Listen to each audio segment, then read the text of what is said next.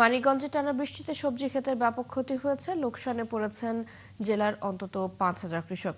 কৃষি বিভাগ বলছে, ক্ষতিগ্রস্ত কৃষকদের তালিকা এবং ক্ষতির পরিমাণ নির্ধারণ করে মন্ত্রণালয়ে পাঠানো হয়েছে।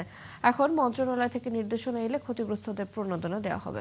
মনিরুল ইসলাম মিহিরের প্রতিবেদন। টানা কয়েকদিনের ভারী বৃষ্টিতে তলিয়ে আছে মানিকগঞ্জের বিস্তীর্ণ ফসলি জমি। এতে করলা, শসা, বেগুন, লাউ, পেঁপে সহ বিভিন্ন মৌসুমী সবজি, কাঁচামরিচ ও রূপা আমনের ব্যাপক ক্ষতি হয়েছে।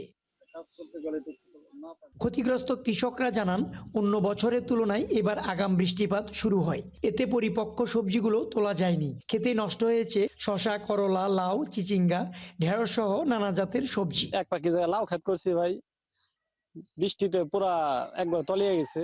কহি লাগাইছিলাম, ধুন্দুল লাগাইছিলাম, সব বৃষ্টির পানিতে মারি গেছে। কহি খাতে কেবলই জাংলা উঠেছি, 30,000 টাকা খরচ কহি খাতে, মানে আর খরচ আর ওঠে নাই, কেবলই ধরন্ত ধরছে ওই সময় বৃষ্টিতে নষ্ট হয়ে গেছে। ক্ষতি পোষাতে কৃষি অফিসের পরামর্শ সহ সরকারিভাবে আর্থিক সহযোগিতা চেয়েছেন কৃষকরা। আমাদের যে ক্ষতিগুলো হয়েছে, যদি সরকার আমাদের এই ক্ষতি পূরণ করার জন্য একটা পদক্ষেপ নিত, তাহলে কি আমাদের জন্য ভালো হইতো আর কি। লসে আছে, পোষানো তো লস, ঠিক আছে, কৃষকের মাথায় বাড়ি আর কি।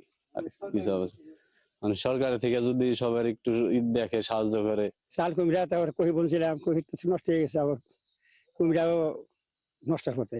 এদিকে কৃষি কর্মকর্তারা বলছেন, জেলায় কমপক্ষে 5,075 জন কৃষকের বিভিন্ন সবজি সহ মোট 241 হেক্টর জমির ফসল ক্ষতিগ্রস্ত হয়েছে। ক্ষতিগ্রস্তদের তালিকা তৈরি করে মন্ত্রণালয়ে জমা দেওয়া হয়েছে। নির্দেশনা পেলে প্রণোদনা সুবিধা দেওয়া হবে।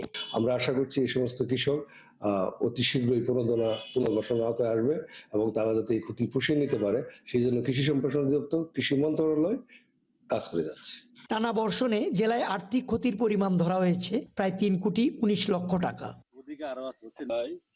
মনিরুল ইসলাম মিহির, 71, মানিকগঞ্জ।